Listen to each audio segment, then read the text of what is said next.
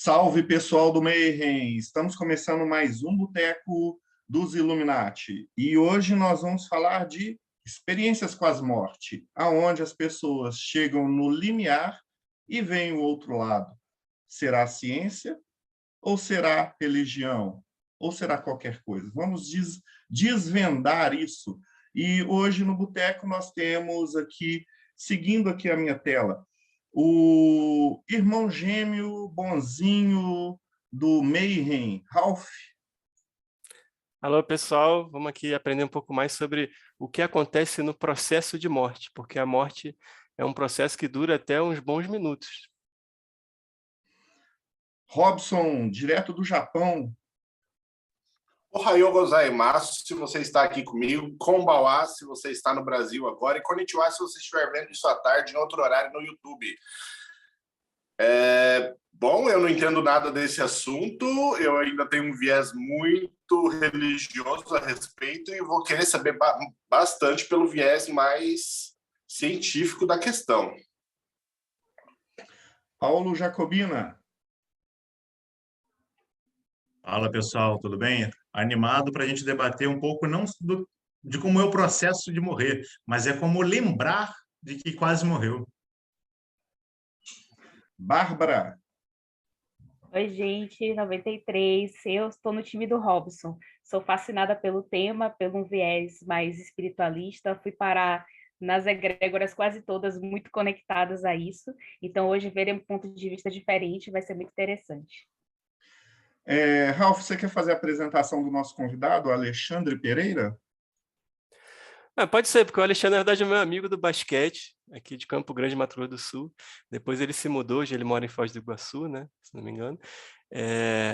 Bom, ele conhece o espiritismo, né, e outras coisas. Não sei se ele vai querer entrar muito nessa questão aqui, mas ele veio para falar de experiências de quase morte, EQMs, né, e também de uma perspectiva tanto científica quanto espiritualista, imagino.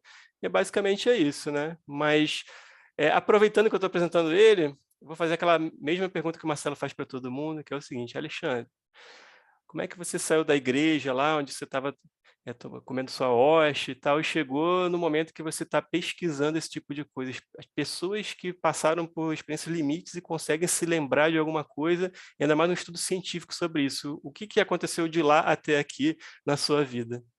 E seja bem-vindo.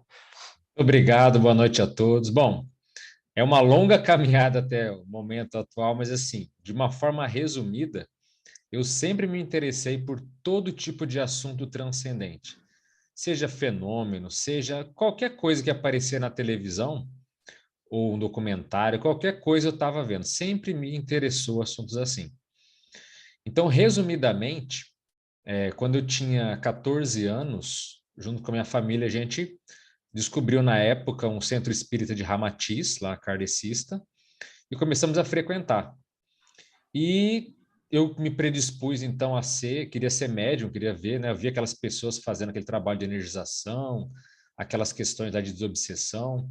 Eu falei que queria ajudar. Aí o pessoal falou: olha, você até pode ser bem intencionado, mas para começar um trabalho assim só depois dos 18 anos de idade.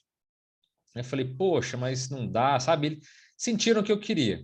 Falaram: ó, tudo bem, a gente vai levar o seu pedido lá para a federação, tem alguém lá que sabe ver essas coisas e tal. E aí falaram: olha, realmente só depois dos 18 anos, mas você é uma exceção, você pode começar agora. E aí eu me desenvolvi e comecei a trabalhar então no processo de passe lá com 15 anos de idade. E eu vi assim: mas por que eu sou diferente, né? Por que eu tenho? Eu vi que não tem nada especial, mas já é algo que eu trago já de muito antigo. E aí eu comecei então, né, a trabalhar, a ler e me desenvolver nessa área kardecista então.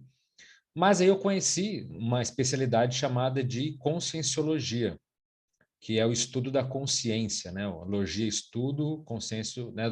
Que é do Valdo Vieira.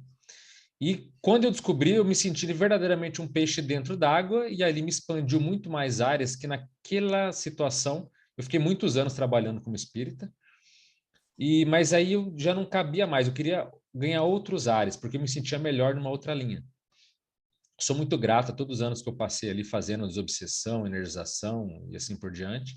Foi uma escola riquíssima para mim. Mas eu decidi estudar, dentro do viés dessa ciência da consciência, conscienciologia, um aspecto muito sério que é justamente da experiência fora do corpo, que vocês já conhecem, obviamente, né? A viagem astral, projeção astral, desdobramento, enfim, jornada espiritual, tem vários nomes ao longo aí da história. Eu me tornei, então, um especialista dentro dessa experiência fora do corpo, tanto na teoria quanto na aplicação mesmo, no desenvolvimento e assim por diante. Então, eu comecei a dar aula de experiência fora do corpo em 2003.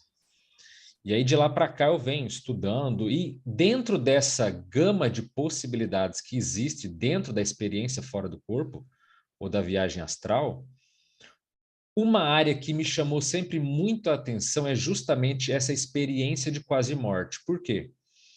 A experiência de quase morte, ela é um tipo de experiência fora do corpo. Só que é um tipo diferenciado por quê? Porque, por exemplo, uma pessoa que tem técnica, ela pode deitar, aplicar uma meditação, uma técnica específica na sua casa, na sua cama, e ela pode ter, então, essa projeção da consciência, essa saída do corpo. Mas na experiência de quase morte, não. Isso acontece de modo, vamos dizer assim, brusco, abrupto. A pessoa não tem chance de escolher. Ela literalmente passa por um evento. Então, já aí entrando, né, na experiência de quase morte, por que ela me fascina? Porque eu sempre via que é uma forma séria da ciência, vamos dizer assim, acadêmica, a ciência, né, convencional, a ciência que nós conhecemos, poder comprovar que existe de fato a vida após a morte. Eu, mesmo no processo espírita, antes mesmo, com 9 anos de idade, eu tive uma experiência fora do corpo espontânea. Então, para mim, esses assuntos nunca foram assim um grande conflito, ou achar que isso é uma coisa da minha imaginação, porque eu sempre tive essas experiências. Então, mas a experiência fora do corpo, ela é autocomprovatória. Você sabe que existe vida após a morte. Por quê? Porque você saiu do seu corpo com lucidez, às vezes você se viu deitado na cama, e você fala, caramba, eu estou fora do meu corpo, eu estou pensando, estou tendo emoções, eu existo além do meu corpo físico, e você volta com aquilo. E, no caso da experiência de quase morte, a ciência pode usar isso como sendo, não vou dizer um atalho, mas uma ferramenta para dizer, olha, a consciência, ou seja, o que é a consciência? O nosso ego, o nosso ser, ele transcende a biologia, ele transcende a matéria.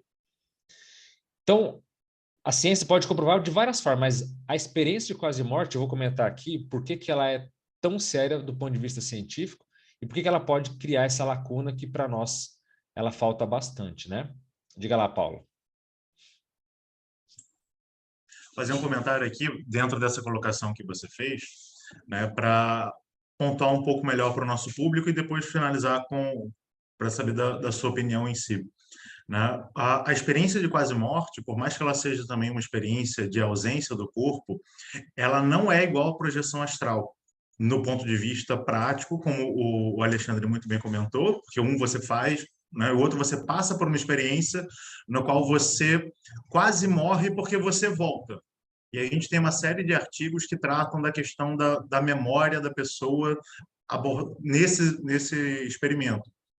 E aí, quando você vai ver dentro da análise desse estudo de memória, você percebe que as memórias que as pessoas têm quando elas passam por uma experiência de quase morte, elas são mais vívidas do que as memórias que ela tem na vida como um todo, né? O que dá a entender que, diferentemente do que se imaginava, que quando o seu cérebro fica sem oxigenação, né, você vai ter menos memória, você vai realizar menos sinapses, numa experiência de quase morte, parece que acontece o contrário. As suas memórias elas ficam entranhadas em você de uma maneira muito mais forte do que isso em si. É claro que, do ponto de vista científico... Fala, Robson, levantou...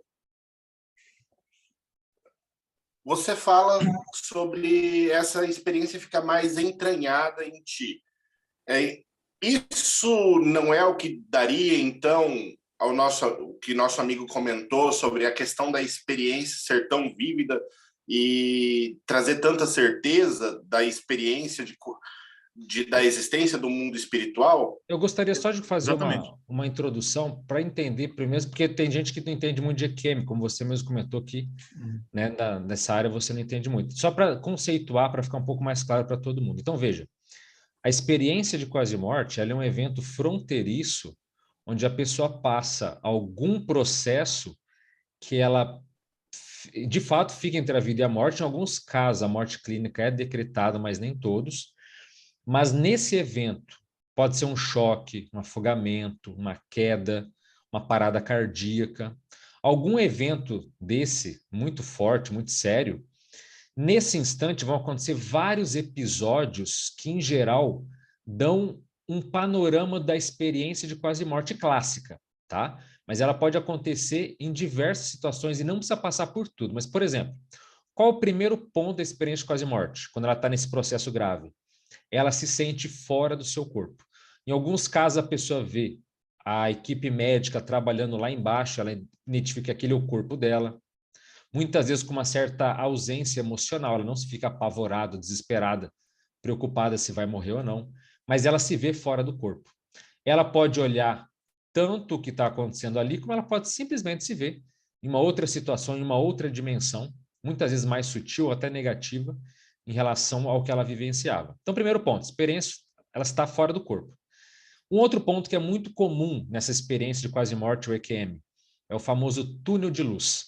Então, a pessoa passa por um túnel energético e ela percebe que no final daquele túnel existe um ponto luminoso, uma luz, e assim que ela atravessa esse túnel de luz, ela pode até atravessar ou não, alguns nem chegam a atravessar, ficam nele, mas atravessando, ela vai então para uma outra dimensão, que a gente chama de comunidade extrafísica. Então, é um ambiente, uma ambientação totalmente diferente. Muitas vezes a percepção da energia, da grama, do visual é muito superior aqui, apesar de parecer muito com a nossa natureza, tem um grau mais sofisticado. Então, ela também pode ir para outra dimensão.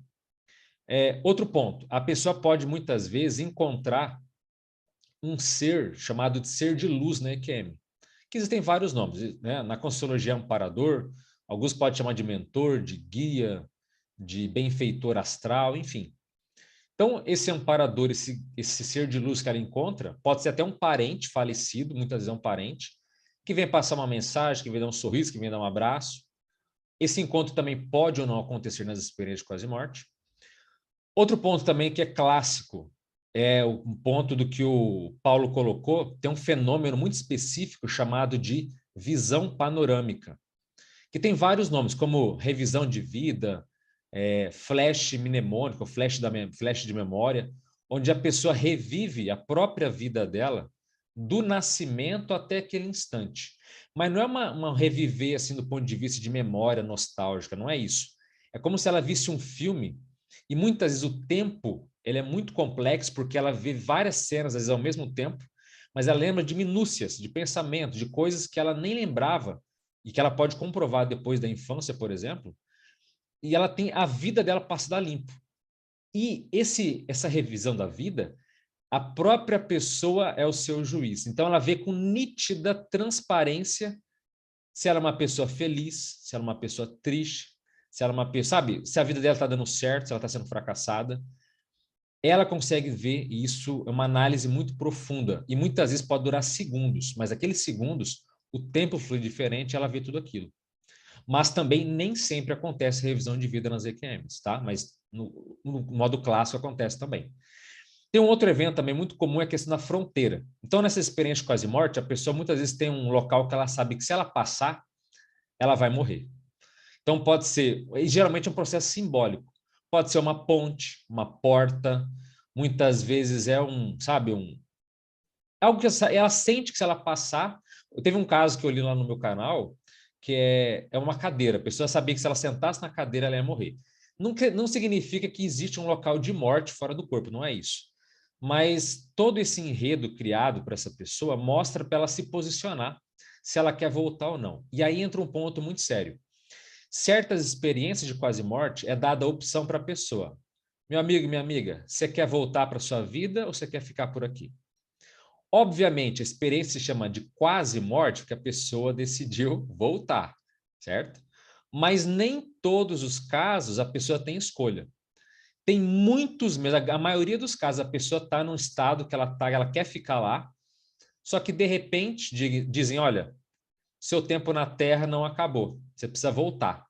Ah, não, mas eu quero ficar. Você vai voltar e a pessoa volta para o corpo. Só para encerrar aqui, eu sei que vocês levantaram a mão aí, tem um fenômeno que é muito sério, que a pessoa nessa experiência de quase morte é uma sensação de paz e de acolhimento absoluto.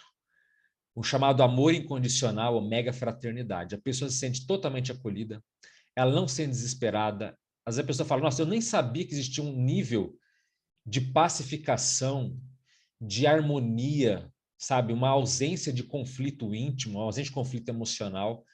Então, muitas pessoas ficam chocadas na experiência de quase morte, não é nem pelo túnel de luz, não é pelo ser que aparece para ela, não é pela revisão de vida, às vezes é só esse evento que ela fala de amor puro, ou essa sensação de que ela é, muitas vezes, acolhida. E aí eu sei que vocês vão perguntar, existem casos, né, que varia, aí que me varia de acordo com a pessoa, mas isso eu vou falar um pouco depois, para não atropelar muito. Mas, de modo introdutório, essa experiência é de quase morte. E ela volta depois para o corpo, né, obviamente ela não morre, e ela volta contando tudo. Alguém fala, mas isso não é alucinação? Aí é um ponto-chave que as pessoas dizem o seguinte, olha, doutor, meu amigo, foi a coisa mais real que aconteceu na minha vida. E detalhe, muitas vezes ela vê coisas que ela consegue comprovar depois. Eventos, situações, nomes de crachá de quem atendeu ela no hospital. Então, pode ser tudo, menos alucinação. Pelo nível de lucidez e realidade que ela vivenciou e pelas coisas que ela consegue comprovar na pós-EQM. Sem contar que tem pessoas que desenvolvem chamados fenômenos paranormais, ou sensitividade, ou parapsiquismo. Ela começa a ver, sentir energia, ela se desenvolve após as experiências de quase morte. Mas nem todos, uma parcela diminuta que passa por isso. Vamos lá, quem que levantou a mão primeiro? Assim, teve um tempo que documentário de EQM era modinha, então esse é o meu conhecimento. Aí, um dos relatos, assim, geralmente o enredo é sempre o mesmo. Você pega vários relatos que geralmente ocorreram no hospital, como esses documentários são americanos, então o viés é bem americano. O viés, como os Estados Unidos não tem uma certa tradição espírita, igual aqui no Brasil, eles realizam os estudos que a gente faz aqui com viés mais espírita, só que eles fazem lá mais de forma científica. O que eu quero perguntar é sobre a parte científica dos EQMs. Por exemplo, túnel de luz. Eles realizaram experimentos com pilotos que ficavam girando para criar a força G, e na hora de desmaiar, eles tinham essas visões de túnel de luz, etc. Então, eles têm vários argumentos para cada uma dessas fases do EQM de uma forma mais científica. O que eu quero é que você faça o próprio advogado do diabo, separando a religião e nos dando aqui as informações assim mais científicas dos EQMs, para que a pessoa entenda que, como isso é bem estudado lá fora, ele é mais estudado por um viés mais científico. Então, sair um pouco da religião, pisar um pouco aqui no material, na materialidade, para falar um pouco de como a ciência vê os EQMs. É claro que a ciência não vai acreditar em vida após a morte. Sim. Então, eles vão tentar explicar tudo do jeito deles. Sim, o que você comentou, até o fenômeno chamado de fenômeno G-Lock. Eles tentam classificar todo tipo de manifestação como tendo uma explicação biológica. E existe, por exemplo, até uma outra explicação que também já foi datada, já ninguém acredita mais nela, que o túnel de luz, por exemplo, seria uma memória, até certo ponto inconsciente, da pessoa no momento do parto saindo pela mãe. Mas isso também não explica, porque muitas pessoas que passaram por cesariana também têm fenômeno fenômeno do túnel. Então, assim, a ciência ela tenta, de certa forma, dizer que isso não existe ou colocar outras explicações. E veja, até certo ponto está certo, o papel dela é isso mesmo, é estudar, não é acreditar de primeira. Agora, já existe dentro da ordem de médicos, enfermeiros e mesmo psicólogos, já o entendimento de que não é mera alucinação. Se fosse, já teria sido descartada há muito tempo. Agora, como tem muitos médicos interessados, por quê? Eles veem nos relatos, vou dar um exemplo aqui, teve um caso de uma mulher que ela teve uma parada cardíaca e ela se viu fora do corpo, e naquele momento da parada cardíaca, ela viu tudo que aconteceu. O médico lá, ele chutou, caiu uma mesinha lá, ela descreveu depois tudo o que aconteceu. E o médico falou, olha, o que você acabou de me contar é impossível. Por que que é impossível? E por que que chama tanto a atenção? Porque quanto mais a medicina desenvolve técnicas de reanimação e técnicas de salvamento, maiores estão sendo os casos relatados de experiência de quase morte. Ela aconteceu desde que o homem é homem. Se vocês terem uma ideia, Platão, no livro A República, conta o relato de um soldado chamado E.R. Ur, que ele foi combatente, achava que estava morto em guerra, de repente o corpo dele não entrava em decomposição, e aí ele voltou falando de torno de luz, falando de tudo e, né, renovou a própria vida.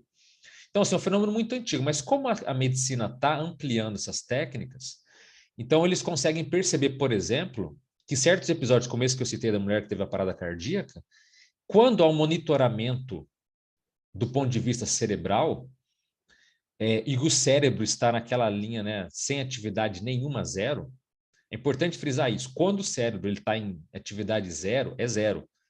Pela ciência seria impossível ter memória, ter audição, ter visão, ter nada. Tem nada. Cérebro desligado é um cérebro desligado, ponto final. Então, quando uma pessoa descreve o que aconteceu na sala, a conversa que teve, quando ela fala tudo o que aconteceu, no momento onde estava sendo monitorada e o cérebro dela estava zero, o médico, ele pode ter as suas crenças pessoais, mas não é tapado. Ele fala, peraí, alguma coisa aqui tem. Como é que pode um cérebro ausente, né, desligado, zero, poder ver o que a gente conversou, poder ver o que eu derrubei ali, eu estava sozinho na sala, ninguém viu, não contei para ninguém, entendeu? Então, às vezes, nessas experiências de quase morte, são abarrotados de casos assim, da pessoa. Inclusive, eu tenho um canal chamado Dimensão Mental, que eu falo de experiência de quase morte, justamente para dar um pouco essa divulgação desse assunto. E um dos últimos vídeos dos últimos relatos que eu fiz lá, era de uma mulher que ela teve, né, a experiência de quase morte no hospital, e entraram duas enfermeiras que ela não conhecia, ela estava fora do corpo, e ela olhou o nome das enfermeiras no crachá.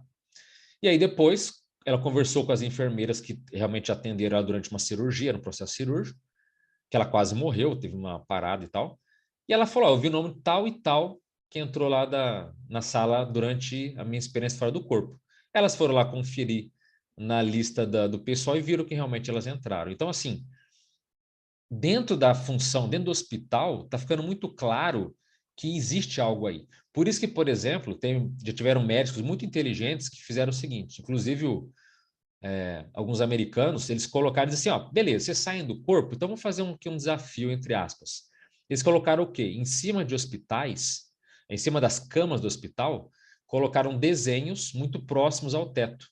Fizeram isso nos Estados Unidos, na França, vários países fizeram isso.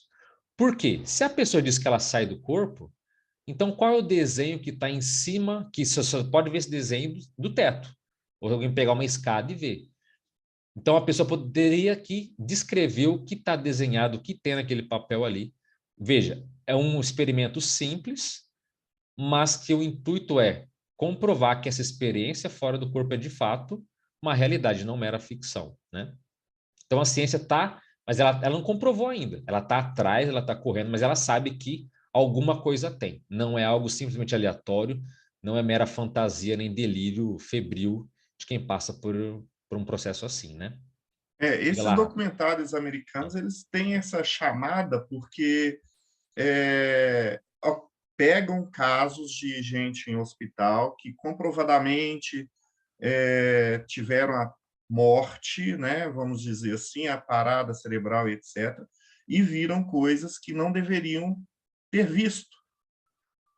Então, isso chama bastante atenção da audiência, vamos dizer assim. Sim, Mas o que eu queria falar era de um caso, antes do Ralph, né, que está desesperado para poder falar, de um caso interessante que eu vi assim nesse documentário antigão da década de 90 que eu vi, de um cara, foi o único caso que nada foi flores.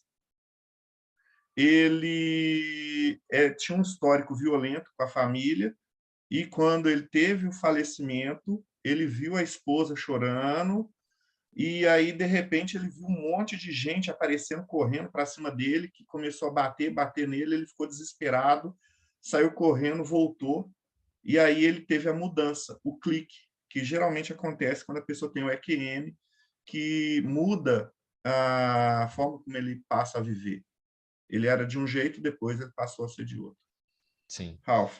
Mas só antes de você perguntar, só para completar o seguinte, tem a experiência de quase morte, como eu falei, os casos clássicos aqui, né? O túnel de luz, sensação de paz e tal, mas existem, estima-se que haja pelo menos 15% dessas experiências de quase morte que elas são chamadas de negativas ou aflitivas. Então, nem tudo é rosas, nem tudo são flores. E nessas negativas, não é só algo assim de ver chorando, tem coisa que é bem barra pesada. Ela se vê sendo perseguida, não vê nenhum ser de luz, ela vê seres mesmo, sabe? Lá os obsessores, assediadores, espíritos negativos. É todo um enredo negativo. E tem um segundo tipo de experiência de EQM aflitiva, que ela não vê ninguém atacando ela, mas ela vai para uma espécie de dimensão escura ou vazia, onde ela sente uma profunda tristeza, um tédio, uma ausência de vida, sabe? Então ela fica no meio, é como se ela se sentisse no meio do universo, sozinha, totalmente desamparada. Então esse traz uma sensação muito ruim também. E a pessoa sabe que ela está fora do corpo, ela sabe tudo, mas a sensação daquela solidão ali, muitas vezes é impactante. Ela volta também se perguntando, por que aconteceu comigo? O que está acontecendo? Se uma má pessoa, como é que é? Mas não são más pessoas, tá? Não quer dizer que só que uma pessoa é negativa, ela passa por EQM negativa. Em muitos casos, é uma forma didática de forçar a pessoa a se transformar. Então, às vezes, a pessoa mais positiva pode passar por isso para dar um chacoalhão na vida dela, tá? Diga lá, Rafa. Bem, eu ia trazer aqui uma experiência não de quase morte, mas de morte mesmo, mas para o pessoal continuar vendo o vídeo aí no YouTube depois, eu vou deixar para falar mais para frente. Agora eu queria só comentar, porque muita gente deve estar se perguntando o que é você fora do corpo, né? Porque, assim, até de um ponto de vista lógico, científico, você pode imaginar que você é feito de alguma coisa.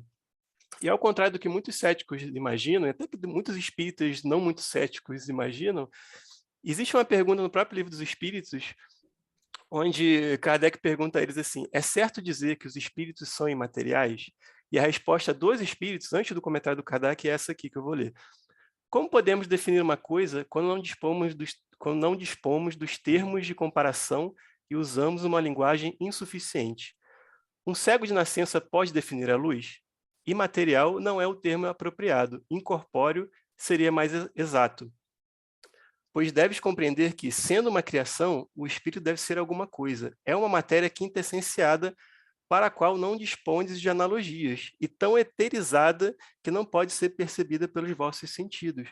Só que continua sendo alguma coisa, alguma informação, é como se fossem átomos mais etéreos, que a gente não detectou ainda, como a maior parte do universo é não detectada, a matéria e energia escura, por exemplo. Mas, assim, só para dar um parâmetro aqui para quem é mais cético, de que a gente pode muito bem ter um outro tipo de corpo que ainda não foi composto de matéria que não foi detectada ainda pela ciência atual. E aí, mais para frente, eu dou meu relato pessoal da minha experiência de morte. O que você comentou é bem importante porque pelo estudo da conscienciologia, do qual eu sou pesquisador, a gente percebe que existem 4 corpos. E esses corpos, eles são muito bem perceptíveis, tanto nas experiências de quase morte, quanto nas experiências fora do corpo. Então, o chamado o corpo sutil, que pode ser chamado de perispírito, às vezes chamam de alma, corpo espectral, tem vários nomes aí, que foi dado de nome na nossa civilização, não está no gibi. Nós chamamos de corpo emocional, que é aquela réplica humanoide. Mas existe até um corpo mais sutil, chamado de corpo mental, e muitas pessoas nas experiências de quase morte se manifestam por esse corpo mental isolado, que nós chamamos que é o corpo mais evoluído que a gente conhece. Então, existem casos, por exemplo, teve um caso muito famoso de uma mulher chamada Vicky, que ela era cega de nascença, não tinha referencial nenhum, de que era cor, de que era forma, assim, nada. Uma cega de nascença. Lá pelas tantas, ela passou por uma experiência quase morte e ela começou a enxergar pela primeira vez naquela vida.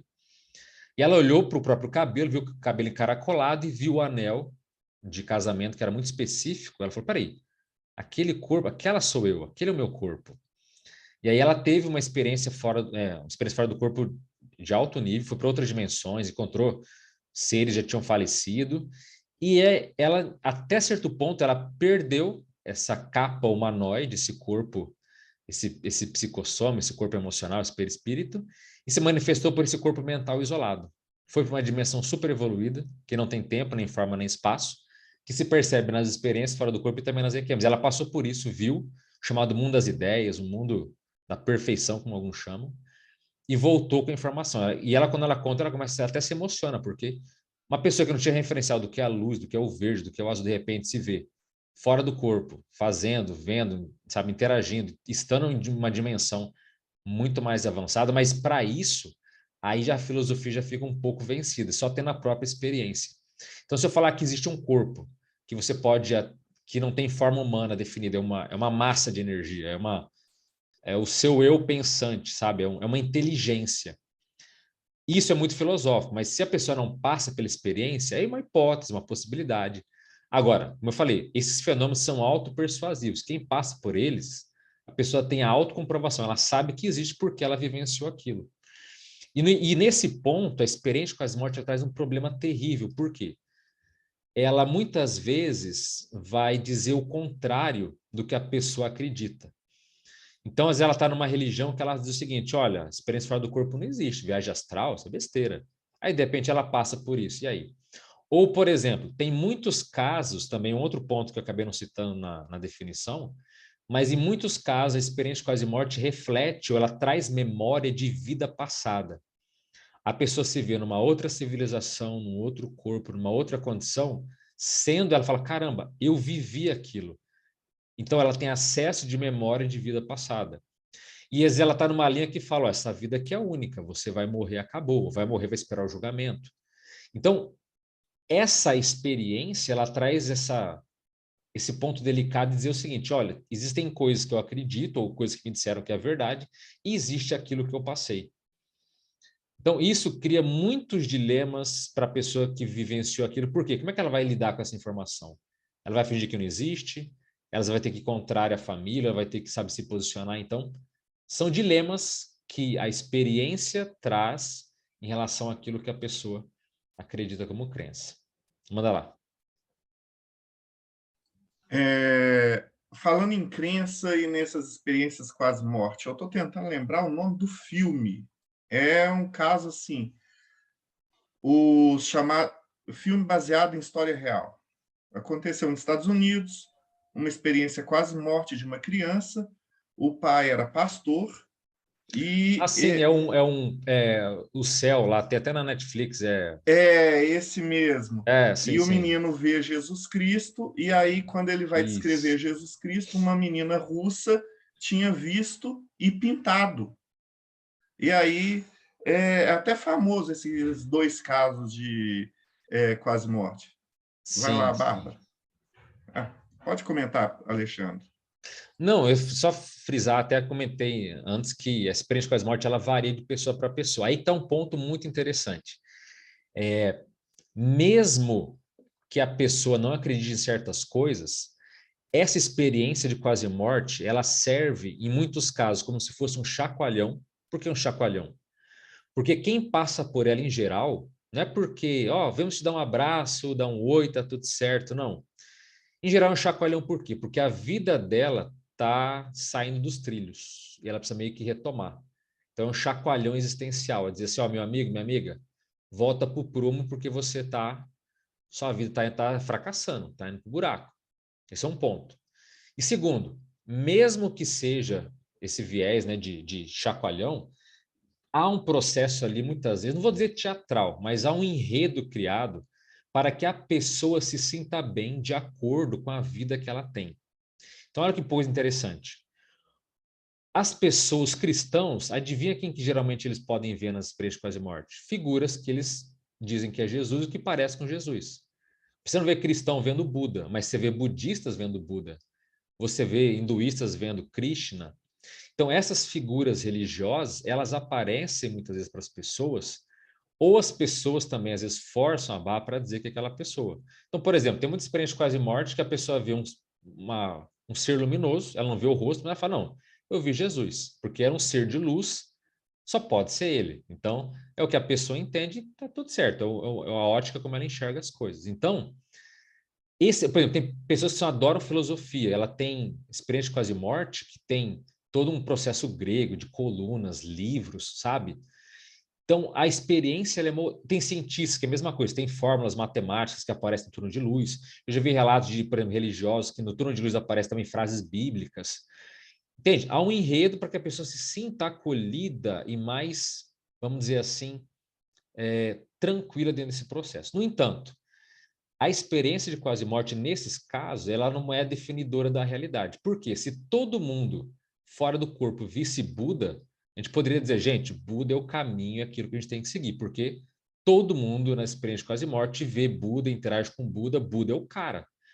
Mas como ela é meio direcionada para o que cada pessoa gosta, isso dá a entender que é mais um processo didático de acolhimento que propriamente uma revelação da verdade do universo. Até porque nas experiências mais avançadas, em geral, não tem um processo religioso. Elas são mais abstratas, são mais neutras nesse sentido. Entende? Então, ela varia de acordo com o temperamento, de acordo com os gostos, mas é sempre o processo, alguns falam a egrégora, a energia, sempre aquilo que a pessoa se sente mais afinizada. Então, é muito comum, assim, ocorrências de seres, né, como o próprio garoto lá viu a imagem de Jesus, ou um ser barbado, se bem que a imagem dele também é contestada, porque naquela época não tinha gente branquinha assim, mas enfim, é a figura simbólica. Bem louro, de cabelos Exato. cacheados, o tipo caucasiano. Naquela época, a gente já sabe, né, obviamente, que ele não era assim, foi toda uma construção visual, mas enfim, é um processo simbólico para que a pessoa se sinta, às vezes, mais acolhida e, de certa forma, aquilo mexa, né, com seus brios, com seu íntimo, né? Manda lá, Bárbara. Eu vou fazer o contrário do Rodrigo. Eu quero saber se é possível simular a EQM. E por que eu pergunto isso? Porque é do interesse de muitos grupos, né, que lidam com divindades e com caminhos ligados à morte de alguma forma, esses exercícios de visualização, de meditação e de projeção astral, enfim, no qual a pessoa imagina o momento da própria morte e costumam ser exercícios extremamente intensos, e em que muitas coisas de uma EQM real acontecem também. Qual que é a sua opinião sobre isso? Eu vejo que isso é mais comum nas experiências fora do corpo, tá? Não tanto nas experiências de quase morte, como eu falei. É até certo ponto uma experiência forçada, né, além do corpo. Mas nas EQMs, em geral, ela não é fabricada. Geralmente é um evento que realmente acontece, que a pessoa passa por aquilo, não pelo seu próprio interesse, pela sua própria intenção, mas realmente nos bastidores há uma orientação a seres que acabam, sabe, promovendo esse tipo de situação. Agora, por exemplo, o próprio túnel de luz, ele acontece numa experiência fora do corpo. É em menos casos, mas pode acontecer. Então, não é sinônimo de morte, ou sinônimo de alguma coisa nesse sentido, tá?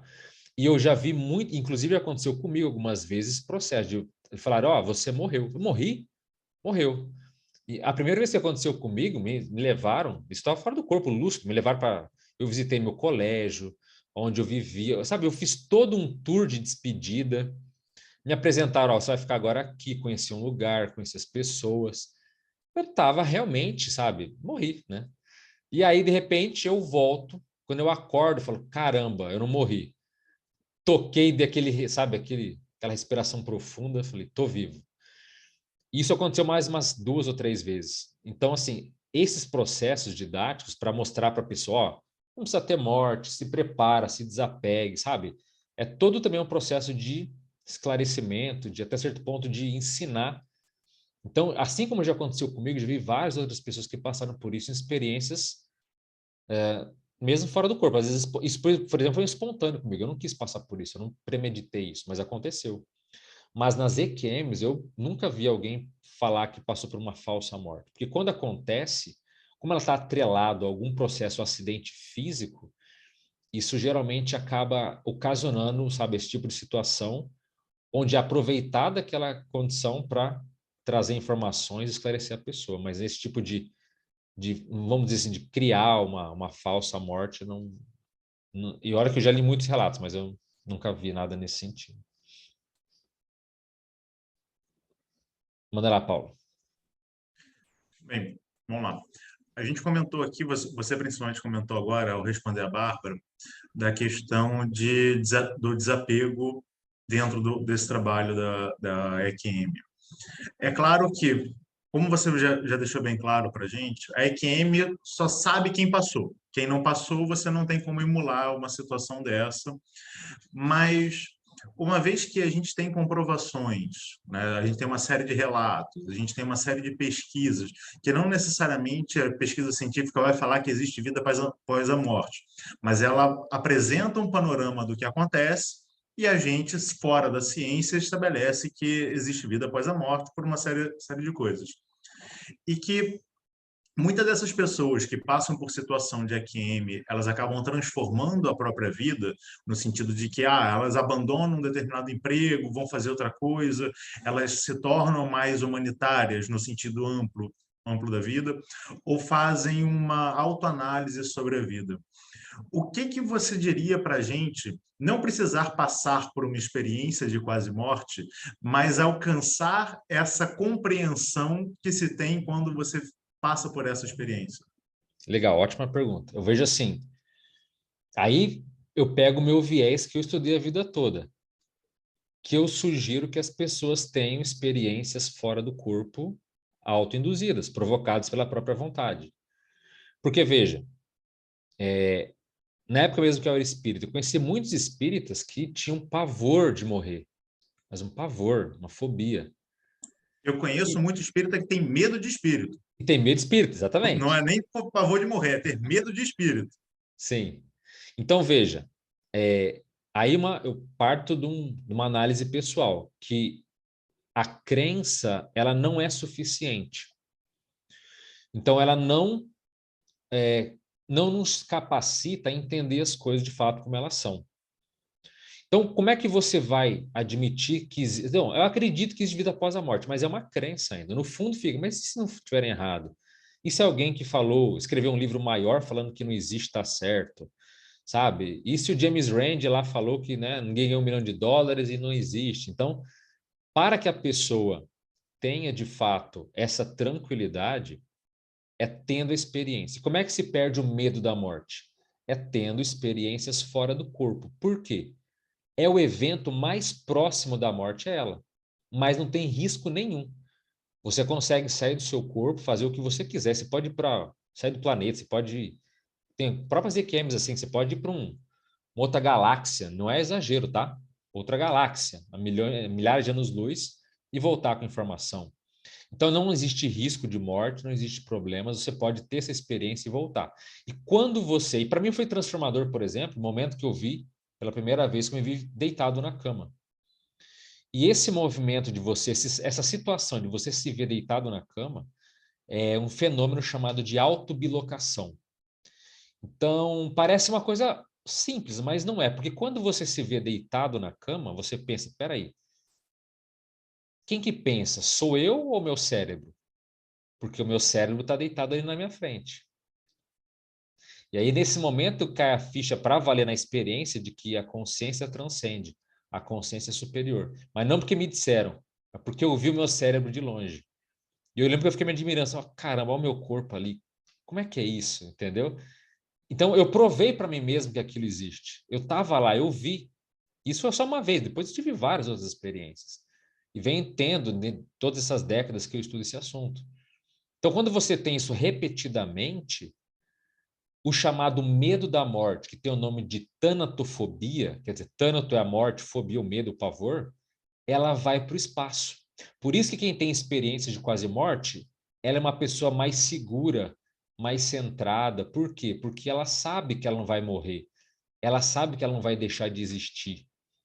Porque ninguém contou para ela, porque ela passou por aquilo. Então, não quer ter EQM, quer ser uma pessoa mais segura, quer aprofundar seu autoconhecimento, aí vai no viés que eu sempre bati na tecla, que é saia do seu corpo. Por quê? Entre todos os fenômenos estudados, nós né, da ciência da consciência, vimos que o mais importante de todos é a experiência fora do corpo.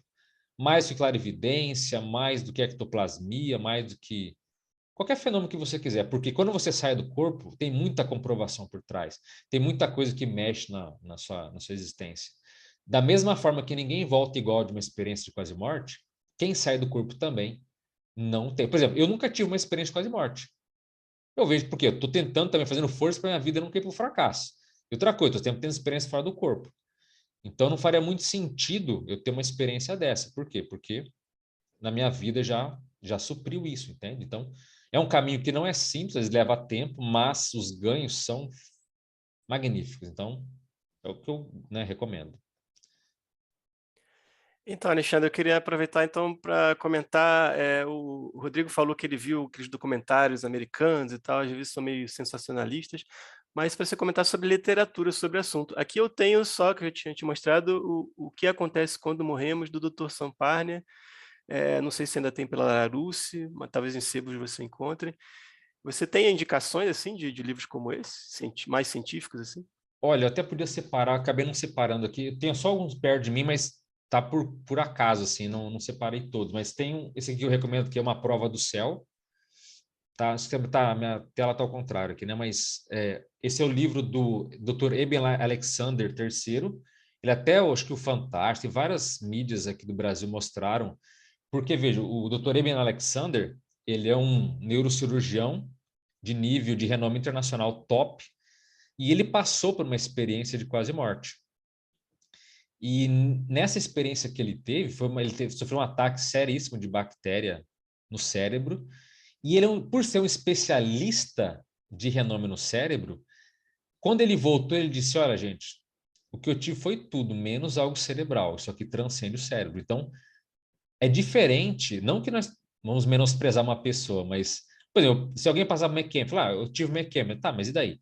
Mas quando uma pessoa desse quilate aqui passa por algo assim, escreve dizendo, olha, o título do livro, Uma Prova do Céu, porque ele foi para dimensões avançadas e disse, olha, aquilo ali existe. Inclusive foi para dimensões negativas também, ele ficou transitando entre elas.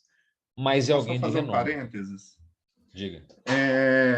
Nas explicações científicas para EQM, eles falam que o cérebro continua funcionando a um nível mínimo. Aí entra toda o ferramental da psicologia para justificar tudo que está acontecendo.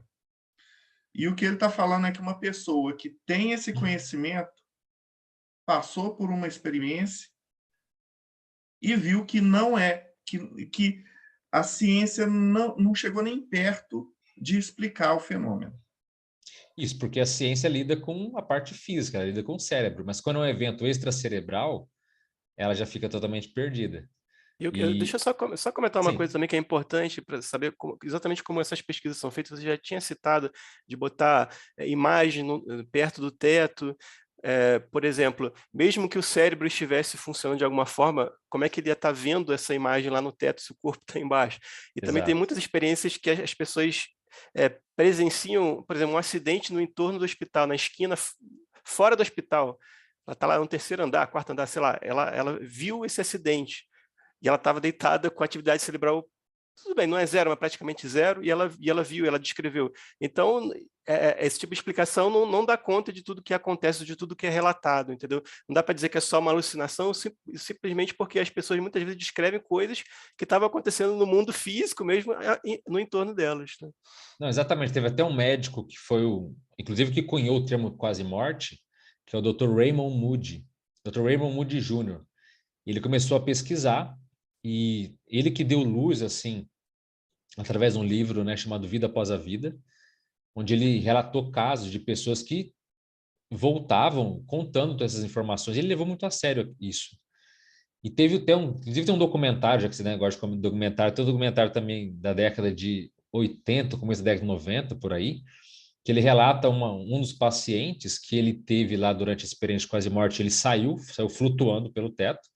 Lembrando que fora do corpo a consciência ela não pode ser presa, ela atravessa paredes, ela voa um mundo semi-Marvel, vou dizer assim, né? Tem visão de raio-x, tem visão de 180 graus, 360 graus, enfim. E nisso a pessoa estava lá, atravessou o teto e ela viu que tinha uma bota no parapeito ali do prédio do hospital. Falou, tem uma bota lá. Como tem uma bota? Não, tem uma bota. E aí eles foram lá, subiram, deram um jeito, foram lá onde ele citou e acharam a tal da bota. Então, como é que se alucina com uma coisa que é... Como é que ele deitado na cama veria aquela bota, saberia que ela estava lá? Então, são casos assim, como né, a gente fala, que não cabe dizer que é um processo meramente físico, né? Só para completar aqui, também tem aqui do lado aqui, Evidências da Vida Após a Morte. É um livro curto, mas muito bom também. E o livro também que o Rafa comentou aí também, do Dr. Samparna, que é muito bom. Eu tenho os outros aqui, mas está lá na minha biblioteca, então não daria para pegar. Mas assim, a literatura, ela é muito boa já hoje de experiência de quase morte. E relatos também dados para cientistas também tem muito. E baseado nesses estudos, né, eu fundei o canal Dimensão Mental para falar de relatos, de teoria, de coisas nesse sentido. E lá eu tenho um quadro chamado Voltei para Contar. Porque tem aquele papo, né, já um pouco vencido, que diz, não, ninguém sabe o que existe após a morte, porque ninguém voltou para contar. Eu já dou um grito, não, opa, calma aí, existem literalmente milhões de pessoas todos os anos que passam por isso.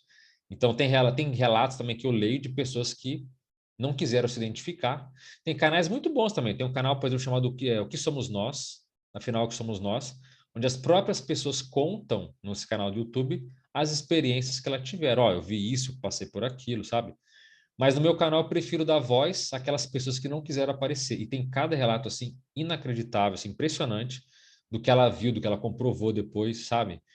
Então nesse quadro voltei para contar, já pelo menos assim, o canal ele é novo, mas eu já passei lá de 120 relatos dos mais variados que vocês podem imaginar. Então são muito impressionantes e dão certa voz, certa luz a todo esse assunto que parece que é um pouco abstrato, mas quando você vai ver, é muito mais comum do que se imagina. E, infelizmente, ainda existe muito tabu das pessoas não quererem falar por serem taxadas de louca, ou porque a família rejeita. Que sair do corpo, que papo é esse? Você quer ir para o psiquiatra?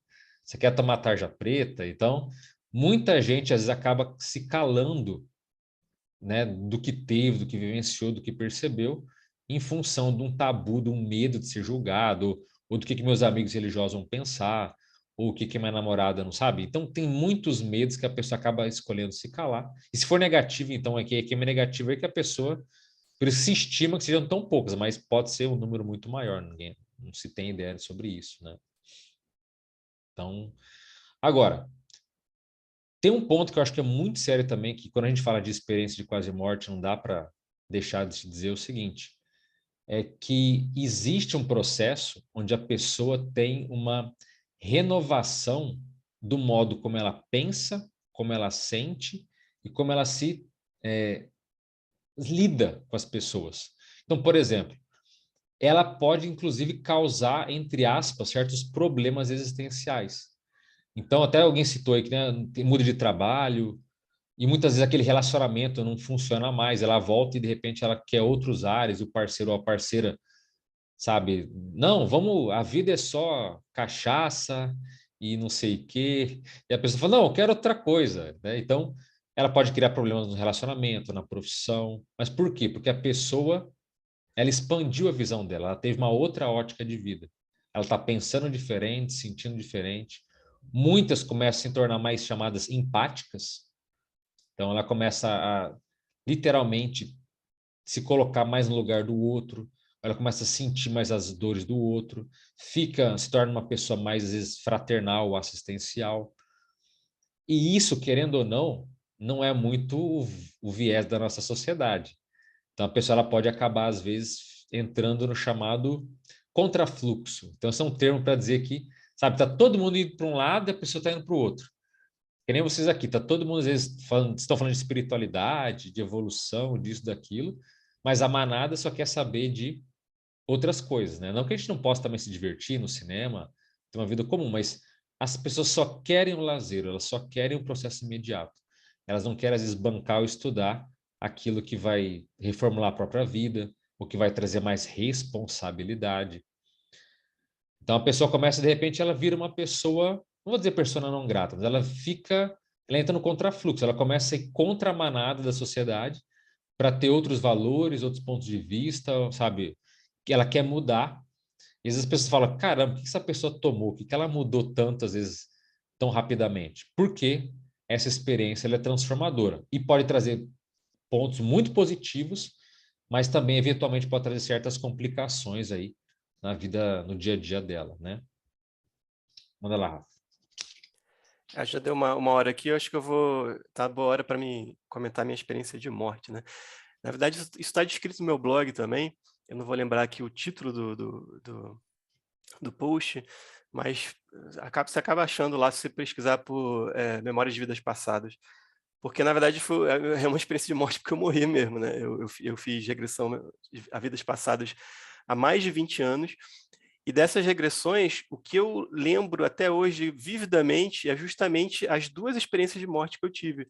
Porque o resto eu lembro mais porque eu anotei e porque depois eu descrevi no meu blog e quando eu fui postando, depois revisando para publicar em coletâneas, eu acabei revisitando aquilo, eu consigo me lembrar assim por alto.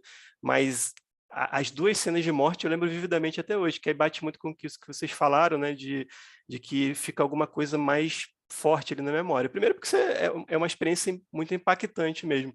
E eu tive justamente essa experiência, porque nas duas cenas eu estava acima da minha cama. Vou dar só uma data assim, mais ou menos, acho que a primeira vida é mais ou menos século II depois de Cristo, a outra é na época das grandes navegações, mas muito por alto. Mas a primeira que eu tive, eu tive uma experiência ruim, porque quem veio falar comigo, quem veio me buscar, entre aspas, porque depois eu não tive mais a memória, mas até eu sair ali do local e ir para algum outro lugar, de repente entrar num túnel de luz, eu não lembro de ter visto nada disso, mas eu sei que quem veio me buscar eram pessoas desconhecidas, eram espíritos desconhecidos. Então eu não me senti muito à vontade. E outra porque eu tinha que meio que me suicidado com bebida, assim, não foi um suicídio assim do dia para a noite, mas foi ao longo de anos e isso eu tinha consciência disso, de que eu tinha meio que provocado a minha morte através do excesso de bebidas, né, e vícios e tal. Então isso foi a experiência ruim. E a experiência boa, já numa outra vida, foi muito diferente porque quem veio me buscar, apesar de não lembrar quem era, eu sabia que eu conhecia aquelas pessoas. Não sei se eram parentes, não sei se eram mentores, porque essa memória não ficou comigo, mas eu me senti completamente diferente, porque primeiro que tinha uma filha minha chorando ali do meu lado e era uma pessoa que realmente gostava de mim. Na primeira não tinha ninguém na minha família, então e essa tinha uma pessoa que realmente gostava de mim, que você sentia, né?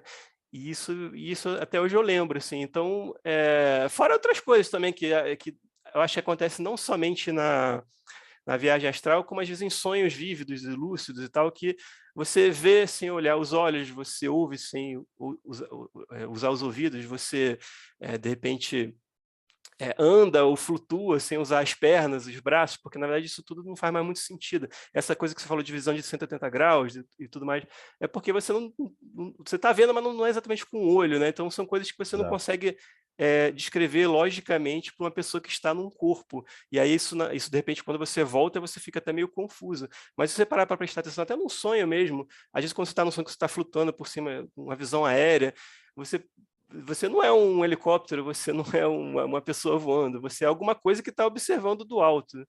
O que é exatamente você não sabe descrever, né? Porque é difícil mesmo. Então são coisas que ficaram, né? Então mesmo quando é uma experiência de morte mesmo, às vezes isso pode perdurar para outras vidas, quer dizer, você consegue lembrar disso. E também é muito interessante porque essa coisa que você falou de você lembrar de tudo que aconteceu na vida, boa parte do motivo porque eu lembro dessas duas experiências de morte é porque eu tive exatamente isso. Eu revivi aquela vida. Então, eu tive a experiência de lembranças da vida enquanto eu estava vivo, entre aspas, e depois a lembrança de toda aquela vida na experiência de morte no final. Então, são duas coisas também um pouco diferentes, assim, porque na lembrança final você não consegue disfarçar o que você fez de errado. Você sabe o que você fez de errado, você está perfeitamente consciente disso, né? Então, isso é uma grande diferença também. E esses são os relatos que eu posso trazer aqui, porque foi coisas que aconteceram comigo, aquilo que você falou, né? Eu estive lá, eu vi, e aí por isso que eu acredito. Sim. Teve um amigo, por exemplo, um amigo muito querido que passou, ficou entubado aí, em função do que a gente teve, né, nos últimos anos, e ele teve uma experiência de quase morte, que ele foi memórias da Idade Média, depois memórias da época do Egito, e depois memórias quando ele e a tribo dele comendo mamute Mamute. E no canal também lá eu já li o relato de uma mulher, uma americana, se não me engano, que ela teve uma memória que é das mais raras que tem, que é dos chamados tempos imemoriais, onde ela se viu sendo um animal. Então, ela foi até um tempo onde ela se viu um animal lutando ali para a sobrevivência. Então, são casos mais raros que podem acontecer. Inclusive, o chamado fenômeno da precognição ou premonição, onde a pessoa tem acesso a eventos futuros. Também é muito comum nas EQMs acontecer, a pessoa poder ver eventos futuros, inclusive se ela voltar para a vida ou não voltar, mas ela consegue antecipar, consegue mostrar para ela possibilidades do que pode vir a acontecer. Mas não tem destino, mas são possibilidades que existem. Então, memórias, informações, elas são altamente complexas. O tempo é uma variável muito complexa também. Então, o bonito que eu costumo dizer que essas experiências fora do corpo, essas experiências de quase morte mostram, é que o nosso universo ele é muito mais complexo do que as pessoas imaginam. Então, veja, existem vários níveis, várias dimensões que se consegue acessar. Então, o nosso universo ele é multidimensional, ele tem várias dimensões, tem múltiplas vidas, tem energias das mais variadas, o tempo varia de acordo com a dimensão, com a situação, sabe? Então, a nossa realidade ela é muito complexa. Então, é um vislumbre que até certo ponto toda atividade extracorpórea dá, de mostrar que nós somos complexos, que nós somos multimilenários, nós somos antigos, que não estamos desamparados, que existem seres, sabe, luminosos, energéticos que nos ajudam, que nos apoiam, se a gente fizer a nossa parte, obviamente. Então, há uma complexidade, mas também uma beleza por trás de tudo isso. E para a pessoa mais atenta, para a pessoa mais autocrítica, em vez de ela entrar só em depressão, ou ficar em choque com os dilemas do que está errado, se ela se atentar para essa realidade maior, ela vai poder ver que as possibilidades são imensas para quem quiser desenvolver essas faculdades, esses fenômenos e coisas assim. Então, uma possibilidade gigantesca aí de acesso de informação, né? Só para dizer que eu acabei lembrando aqui o nome do post no meu blog chama Texto para Reflexão, você consegue chegar através desse link aqui, raph.com.br, e basta lá ir na caixa de busca e pesquisar por Abrindo Portas na Mente. Aí você vai ver meu relato completo lá. E, para finalizar, considerações finais, Ralph. Eu gosto muito quando o Alexandre fala, assim, porque, imagina, a gente era amigo do basquetebol, né? E a gente praticamente nunca conversava sobre isso. Então, eu já tinha visto ele em outro podcast lá, por isso que eu convidei também. E ele fala muito bem, assim, ele tem uma didática muito legal, assim. Ele pode voltar aqui para falar de conscienciologia mais a fundo um dia também. Mas eu gostei muito, muito obrigado. E que bom que acho que o pessoal também deve ter gostado. Então, até a próxima aí. Valeu. Obrigado, eu que agradeço aí. Assim, eu procuro ser o mais didático possível, porque esses temas são complexos, tem muito termo avançado, tem muito termo profundo, então eu tento dar uma simplificada para que as pessoas entendam, mas assim, esse assunto também ele é muito intenso e extenso do que a gente conhece. Então, né, a gente pode falar sobre experiência fora do corpo, sobre estudo da consciência, tem que não falta é assunto para a gente poder tratar. Então, de qualquer forma, agradeço a presença, o convite aí, Rafa, muito obrigado aí pela oportunidade. É isso. Então, quem quiser, acessa lá o Dimensão Mental, procura redes sociais, estamos aí esclarecendo, divulgando e procurando debater esses assuntos que, ao meu ver, são fundamentais. Porque, querendo ou não, né, gente, todo mundo um dia vai morrer. Só você vai esperar aquela data para saber o que tem, ou se quiser, você pode antecipar e acalmar um pouco a ansiedade aí, tá certo? Então, obrigado Inclusive, aí. os sábios antigos dizem que filosofar é aprender a morrer, e aqui você está aprendendo a morrer mesmo, assim, né? Tipo, é mais do que não só na teoria, mas na teoria, mas até na prática, de certa forma. Não é só aprender a morrer, é você entender que existe a possibilidade de sair do corpo. Todo mundo sai do corpo ao dormir, a gente percebe, a gente admite isso. A questão é você aproveitar isso, aproveitar as 8 horas que você dorme e não faz nada da sua vida, e quem sabe ali ter experiências mais marcantes, ou se tiver uma experiência de quase morte, refletir sobre aquilo, e ter uma existência mais plena, menos baseada na suspeita, no mistério, na crença, né? E ter algo que seja mais sólido, um porto seguro para que você, né, possa seguir a sua vida aí como um todo, né? Então, muito obrigado Aproveitando pela o gancho do oportunidade. Ralph, sobre filosofar é morrer. Paulo Jacobina, considerações finais. Obrigado, Alexandre, pela palestra, né? Pegando justamente essa questão da filosofia, o Confúcio ele comenta que todo homem tem duas vidas, né? A segunda começa quando ele descobre que vai morrer. E aí é aquilo que você vai fazer a partir daí. E se você tem interesse em se conhecer melhor, enquanto aprende sobre os mais diversos assuntos, como magia, vida após a morte, psicologia, mitos e contos de fada, pense em se inscrever no canal do Pedra de Afiar no YouTube. É uma ótima forma de você aprender filosofia prática e escapar das ilusões dos sentidos. Considerações finais, Bárbara. Eu achei muitíssimo interessante. É um assunto que me fascina e é um assunto que eu acho que é preciso que a nossa sociedade trabalhe, né? Que os indivíduos trabalhem com uma certa urgência, porque justamente é o único fato que todos nós temos certeza na vida, na existência aqui, agora. E, no entanto, é uma coisa extremamente incômoda e difícil, né, para a maioria das pessoas. Então, é super interessante e abre uma porta, né, abre uma janela para que a gente repense essas questões de uma forma mais leve e aprenda a lidar e aproveite também para entender que a vida precisa ser vivida e que quanto mais plenamente a gente viver, mais fácil vai ser morrer, né? E falando nisso, isso tem tudo a ver com Telema, não é à toa que a gente chama a morte de grande festa em Telema, e a gente faz uma festa maior para a passagem da pessoa do que para o nascimento dela. Então, se você quer conhecer um pouco mais, entender um pouco melhor por que a gente chama a passagem de grande festa, um caminho possível é na Eclésia Babylon, que é uma instituição religiosa gnóstico-telêmica, cuja figura central de culto é Babylon. Então, se isso te interessa de alguma maneira, vem com a gente, vocês podem entrar no nosso site, 4gsanctuary.com, ou podem falar direto comigo no Instagram também, @vesta.novos. Considerações finais, Robson. Muito obrigado pela palestra, Alexandre, foi muito boa, bastante interessante o assunto. Eu acho que realmente para falar sobre tudo que tinha para ser dito aqui, talvez uma foi pouquinho. Bom, se você já quer aprender a viajar e, de quebra, fazer magia, acesse enoquiano.com.br. Nós trabalhamos na linhagem neo-enoquiana, onde se trabalha principalmente, em vez de chamar os anjos aqui, ir até eles lá, nos éteres enoquianos.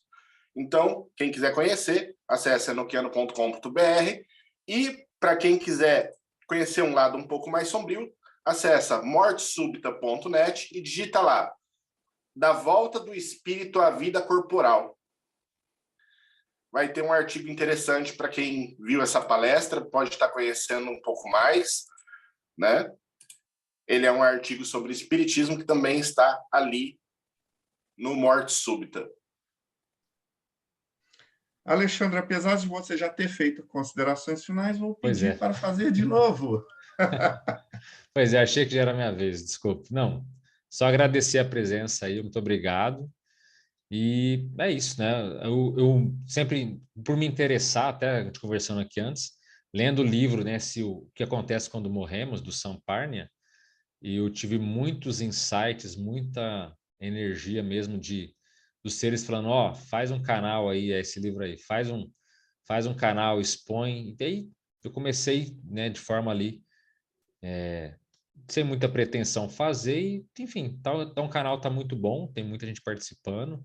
É um canal pequeno ainda, mas, né, tem 11 mil por aí, mas tá sendo muito boa repercussão. Até o Rafa, ele me viu, né, o Lutz lá, foi um podcast, me chamou lá em São Paulo, fui lá participar, achei muito interessante, a coisa fluiu legal.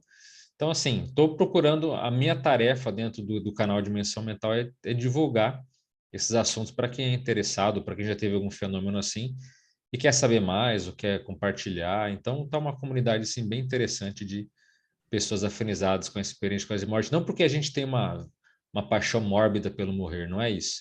Mas é para entender a profundidade que isso tem e o quanto que a gente pode se transformar baseado nesses fenômenos aí. Então, é isso. Muito obrigado aí. Quem quiser, dá uma olhada lá, ver se interessa aí. É isso aí. Sigamos em frente com a evolução. E para vocês que estão até agora, todos os links vão estar aqui embaixo. E se você quiser fazer parte do Projeto Mayhem, você entra no catarse.me/TDC, aonde você vai participar desse projeto. Todos os valores arrecadados vão para instituições de caridade. Você vai ter acesso a vários grupos do Telegram, aonde vai ter muita gente que vai te ajudar nos mais diversos assuntos. Você vai poder fazer parte dessas gravações, ver essas entrevistas, participar de todas as formas, e também você vai ter acesso à revista. É produzido revista física, apesar de todos os artigos já estarem